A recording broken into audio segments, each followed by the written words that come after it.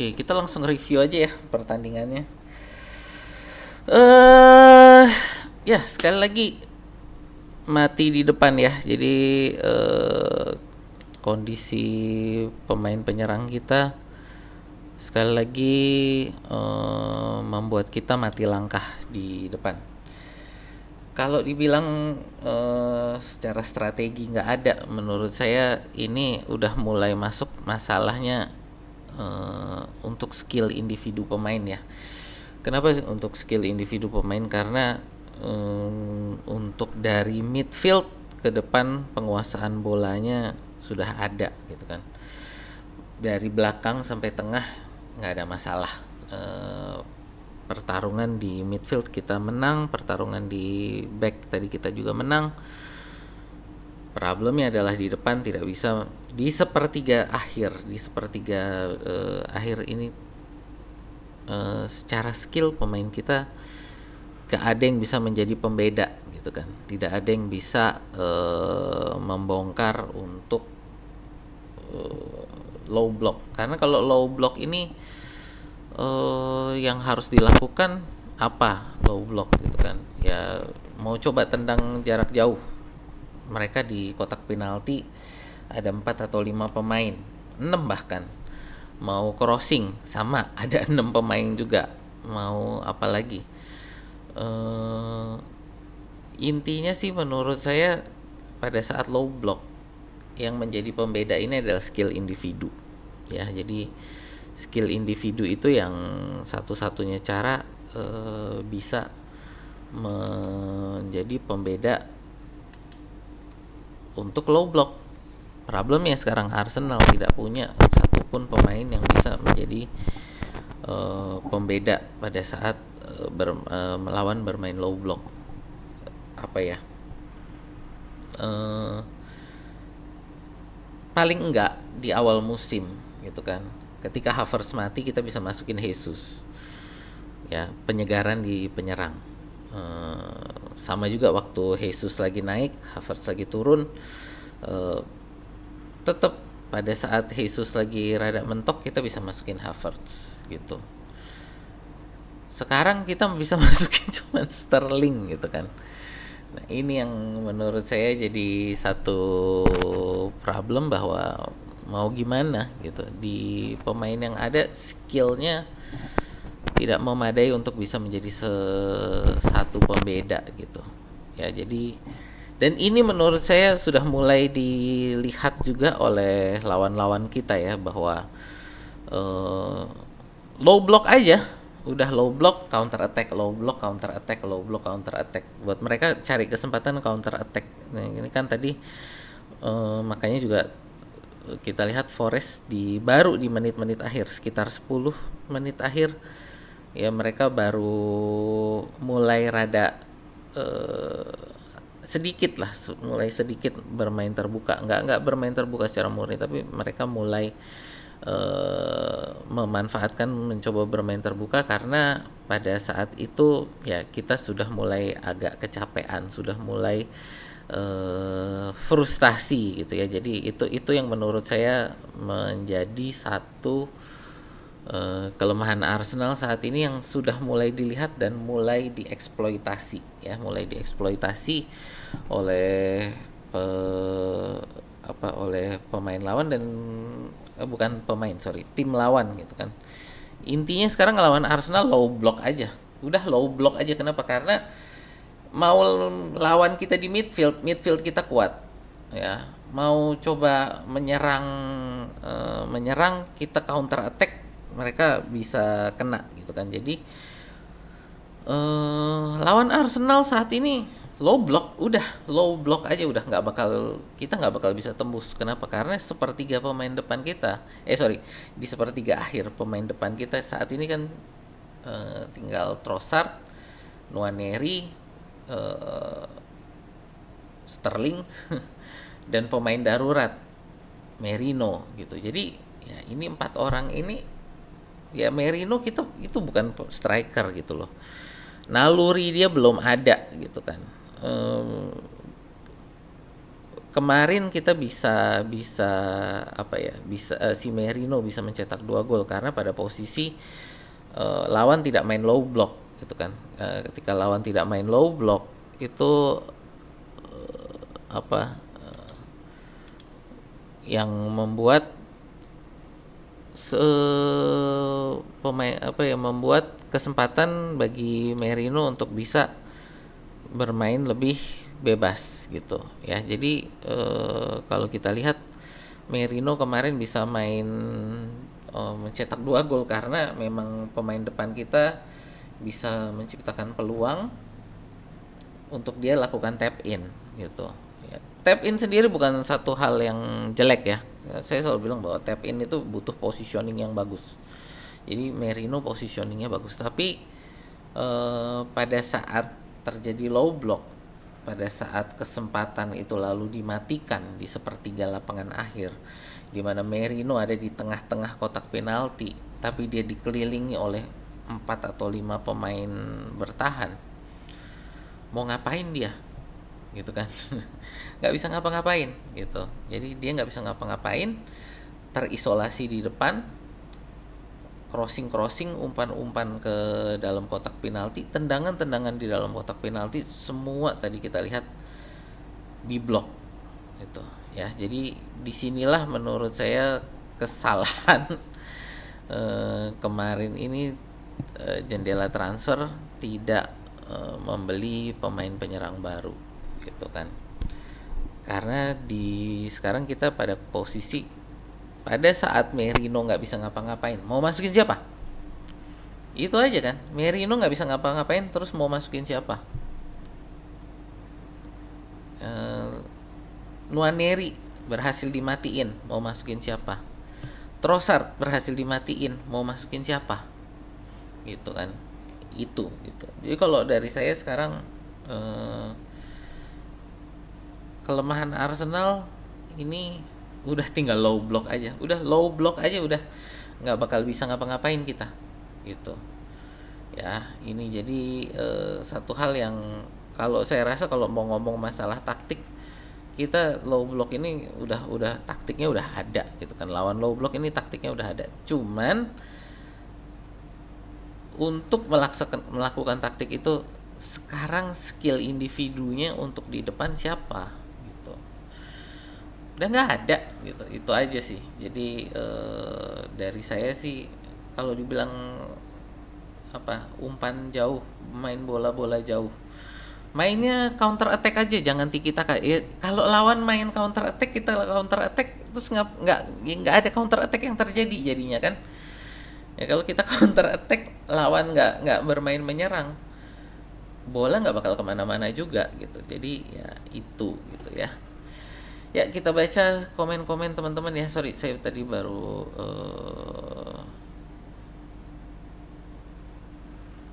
oke, sebentar saya baca dari atas dulu ya. Sebagai pelatih, nah tadi ini udah ya.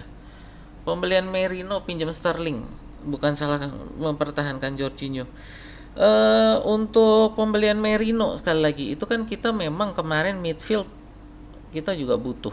Jendela transfer musim panas kemarin ya, midfield kita kalau kita hitung midfield kita pada saat jendela transfer musim panas kemarin ya, jadi pada saat pembelian Merino itu kan midfield kita tuh tinggal Rice, lalu Rice, Odegaard, Nwaneri waktu itu masih hitungannya di midfield. Jadi Rice, Odegaard, Nwaneri, Jorginho, dan Thomas Partey. Thomas Partey yang tadinya mau dijual gitu kan, tapi tidak ada defensive midfield yang cocok. Akhirnya Thomas Partey dipertahankan. Lalu mempertahankan Jorginho. Ya Jorginho sih kita lihat per musim ini mainnya apakah jelek? Enggak gitu kan. Jorginho untuk posisi dia sampai saat ini saya tidak melihat ada satu kesalahan yang untuk mempertahankan Jorginho itu salah, menurut saya enggak. Untuk pinjam Sterling Menurut saya itu apa ya, pertaruhan yang eh, resiko rendah lah. Jadi bahwa pinjam sterling itu kita murah banget loh. 150.000 pound sterling per pekan. Satu musim hitungan saya cuma 7,8 juta pound sterling ya. Ini karena tidak ada fee peminjaman, cuman bayar setengah gaji, murah banget. Jadi kalau buat saya minjem sterling bukan satu kesalahan, karena di jendela transfer menurut saya itu kesempatan, justru kesempatan kita bisa pinjam sterling. Oke. Ya, kesempatan bahwa dia flop, ya oke, flop. Tapi kalau kita melihatnya di jendela transfer musim panas kemarin, peminjaman sterling itu adalah sebenarnya sesuatu yang masuk akal gitu ya. Jadi sesuatu yang masuk akal, sesuatu yang ya nggak perlu di apa namanya, itu resiko rendah lah ya, apa namanya, rekrutmen resiko rendah ya. Bahwa kita melihat bahwa dia sekarang flop, menurut saya sekarang dia menjadi flop karena penyerang kita habis gitu loh.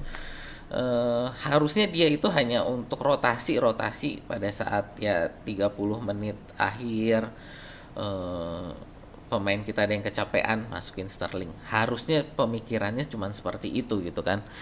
Dia lalu menjadi flop karena saat ini kita butuh pemain penyerang dan cuma tinggal dia yang ada gitu. Jadi cuma tinggal Sterling yang ada. Jadi di situ jadi terkesan flop gitu kan. Karena pemain kita habis, penyerang kita habis, cuma tinggal ada dia gitu. Ya mau nggak mau dia harus dipakai. Ya akhirnya menjadi flop karena itu gitu ya. Jadi kalau menurut saya Sterling sebenarnya, kalau pemain kita nggak ada yang cedera, atau nggak sampai cederanya nggak sampai separah inilah, sebenarnya Sterling menurut saya nggak flop karena dia hanya untuk mengisi jumlah untuk rotasi pemain gitu. Dan menurut saya kalau dia hanya sebagai rotasi pemain, ya kayak permainan kali inilah, pertandingan hari ini ganti Nwaneri, sebenarnya juga nggak bermain jelek, tapi bahwa dia menggantikan Nwaneri apakah bisa menjadi pembeda? Enggak gitu. Jadi Sterling menurut saya di situ dia bukan menjadi pembeda, karena dia memang sebenarnya diambil bukan untuk menjadi pembeda gitu ya, hanya untuk rotasi. Tapi ya karena sekarang dibutuhkan, dia nggak bisa ngapa-ngapain gitu ya. Lanjut. Sama kayak era Wenger. Nah, Tumpul, iya. Kalau ya ini mungkin sih kalau menurut saya dari manajemen gitu kan, empat besar sudah memadai gitu. Tapi eh, menurut saya saat ini kesalahan dari manajemen adalah menyia-nyiakan apa ya? Kalau di bahasa Inggris itu namanya goodwill, jadi niatan baik dari fans. Ya, jadi bahwa apa yang dilakukan oleh manajemen itu kan sudah mendapatkan tanggapan positif dari fans. Musim ini tanggapan positif, niatan baik dari fans kepada manajemen ini akan habis.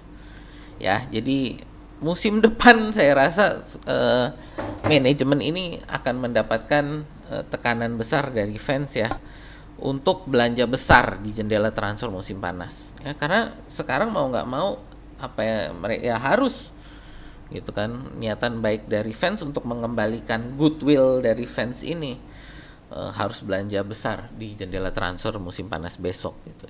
Nah itu gitu ya. Jadi itulah, saya rasa pekan depan, bentar mana tadi, pekan depan ketemu Chelsea.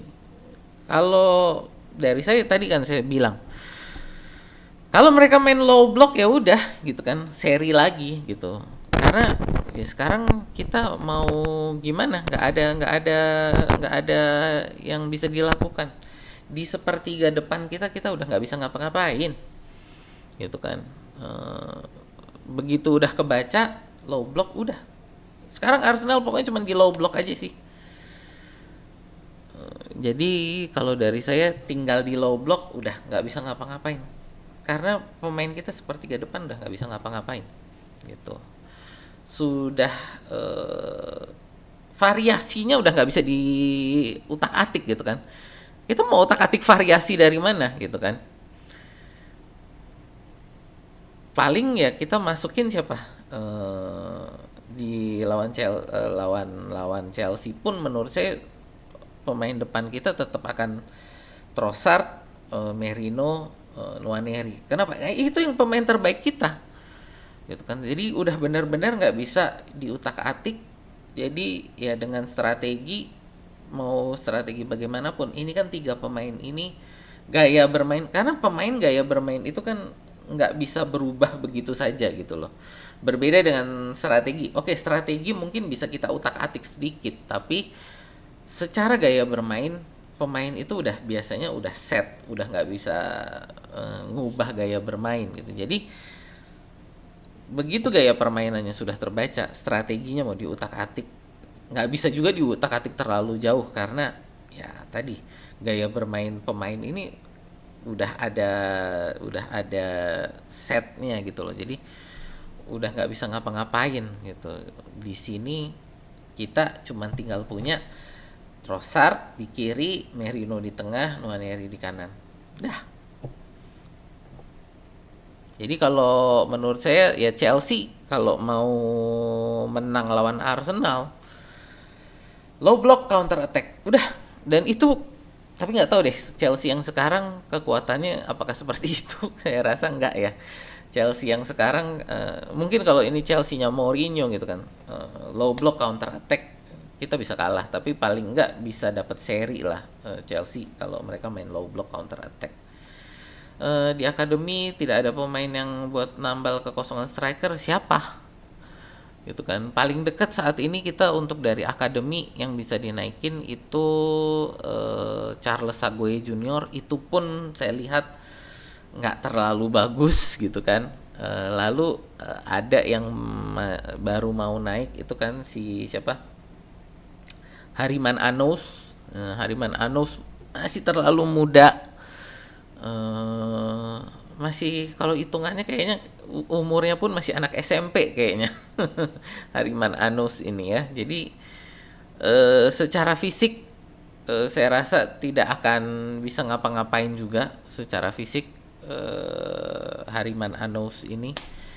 Jadi nggak, walaupun dia striker fenomenal ya Hariman Anous, tapi usianya masih terlalu muda.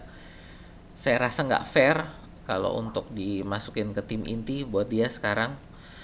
Ya mungkin kalau cameo sekali-sekali ya udahlah, menit 70, menit 80 dimasukin, menurut saya kayaknya ya oke lah gitu. Tapi untuk menjadi pembeda belum, levelnya belum gitu ya. Tapi dengan tipe berbeda. Rice menurutku Merino sama dengan Rice, harusnya datangkan Fabian Ruiz. Sebenarnya ini kemarin kan kalau untuk Merino dengan Declan Rice ya, kenapa mendatangkan sama? Karena targetnya ini adalah Rice untuk menjadi defensive midfield gitu loh. Jadi kenapa mendatangkan Merino? Karena pengen menjadikan Declan Rice sebagai defensive midfield gitu. Sayangnya setelah beberapa kali percobaan, Declan Rice ini ternyata di posisi nomor 6 masih kalah sama Thomas Partey secara permainan gitu kan. Jadi akhirnya ya Rice balik lagi ke midfield kiri gitu. Jadi kenapa belinya Merino yang kira-kira pola permainannya kira-kira mirip dengan Declan Rice, karena memang tadinya Declan Rice mau ditarik ke defensive midfield gitu ya. Jadi itu kan kita lihat di awal-awal musim berapa kali dicoba Merino, Rice, Odegaard gitu. Nah, akhirnya nggak terlalu jalan juga, balik lagi Rice, Partey, Odegaard gitu. Dan musim depan mau beli Zubimendi untuk apa? Posisi defensive midfield gitu ya. Jadi bukan masalah dia justru karena sama dengan Rice ini makanya dibeli, karena Declan Rice mau ditarik ke nomor 6 gitu. Kan posisi dia waktu masih di West Ham kan nomor 6 sebagai defensive midfield gitu ya. Penjualan Nketiah dan Nelson terlalu beresiko. Enggak sih ya, kalau saya rasa Nketiah memang sudah saatnya dilepas. Udah nggak bisa kemana-mana Nketiah, jadi penjualan Nketiah menurut saya, kecuali kalau kita mau ngomong ininya ya, meme-nya ya, kita ngomong meme-nya bahwa wah Nketiah ini jimatnya Arsenal. Ya kalau kita mau ngomong jokes kayak gitu ya oke, bisa lah, tapi saya rasa kalau secara serius kita tanggapi ini ya, Nketiah menurut saya memang sudah waktunya untuk dilepas, sudah saatnya dia mencari klub lain di mana dia bisa berkembang gitu kan. Dan ternyata dia juga kemarin nggak terlalu berkembang ya gitu kan, tapi menurut saya Nketiah memang sudah saatnya untuk dilepas.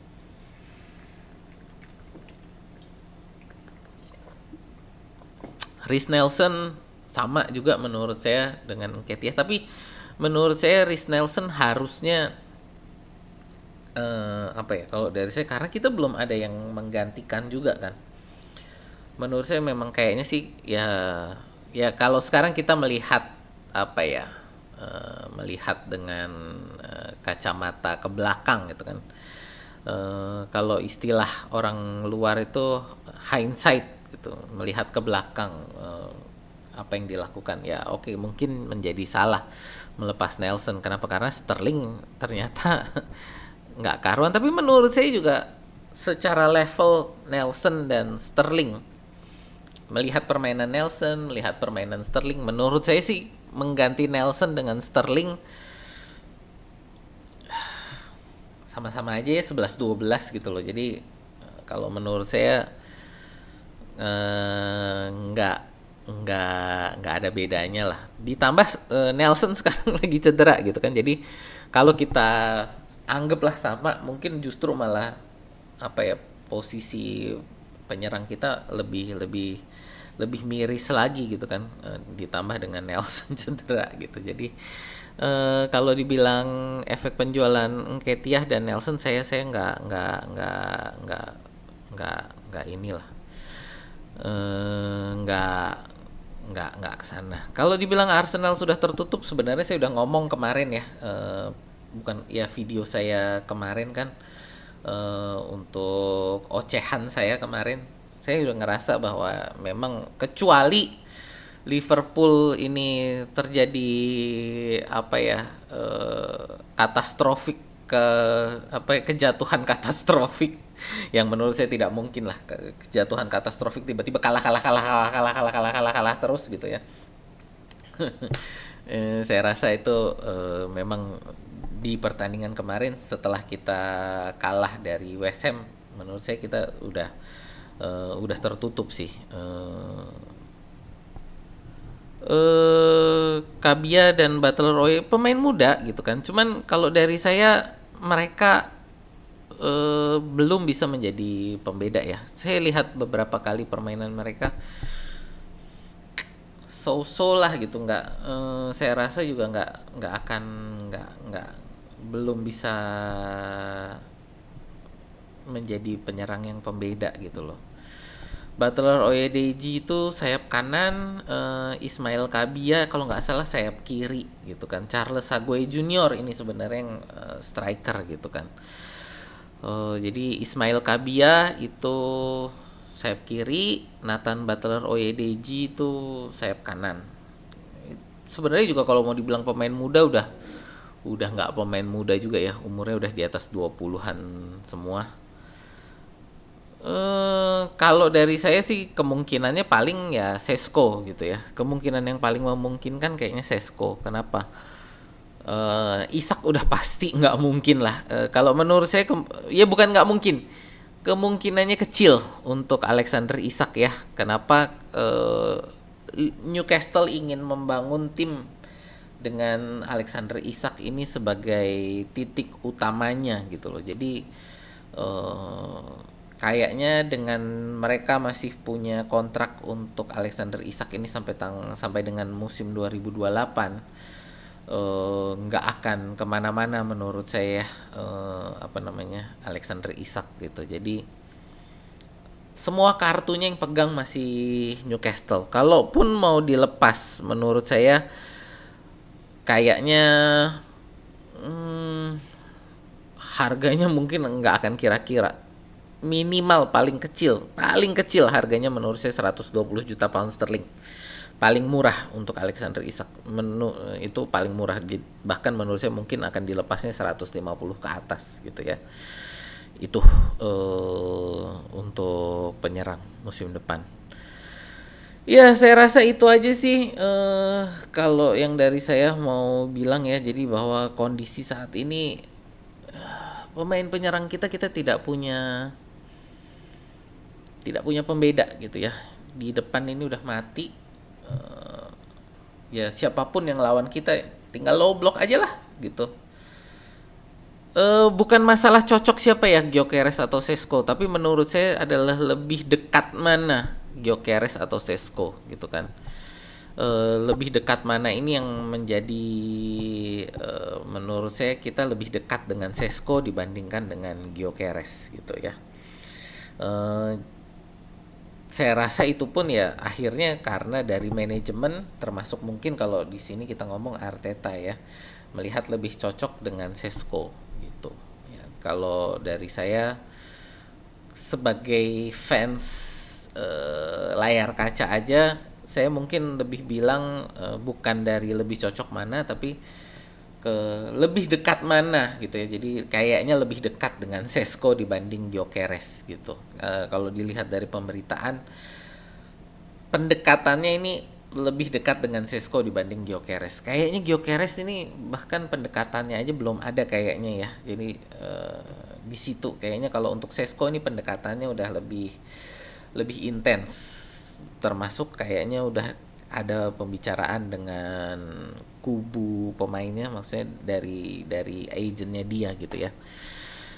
Defisit point, saya rasa sih paling kita ya ini mempertahankan runner up ya, bagi Arsenal, dan bagaimana ya di Champions League sejauh mungkin aja lah gitu kan. Jadi bagaimana sejauh mungkin di Champions League udah gitu ya. Dan saya rasa ini juga menjadi satu keuntungan bagi Arsenal bahwa di Champions League ya, di Champions League kita nothing tulus gitu. Jadi saya rasa mainnya udah bermain terbuka aja lah, maksudnya bermain lepas karena memang tidak ada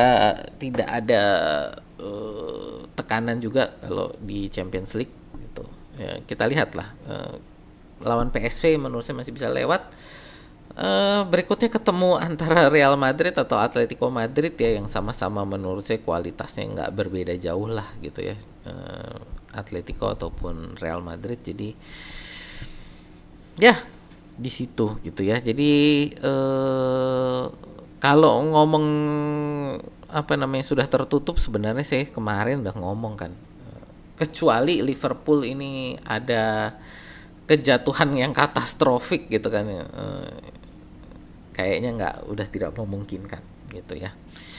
Ya itu aja sih dari saya untuk hari ini. Makasih ya teman-teman yang udah nemenin nih dari tadi jam setengah 3 sampai ini udah mau jam 5.